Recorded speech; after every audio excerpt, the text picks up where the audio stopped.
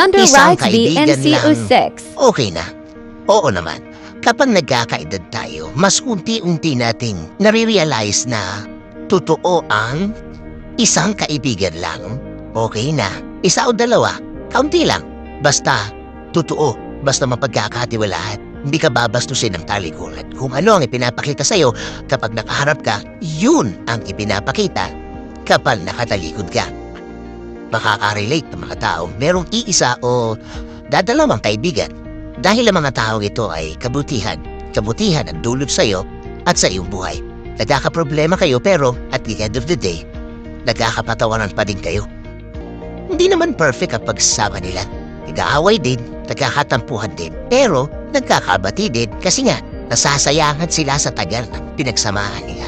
Sa dinami-dami ng napagdaanan, hindi nila kaya itapon yun ng ganong-ganyan.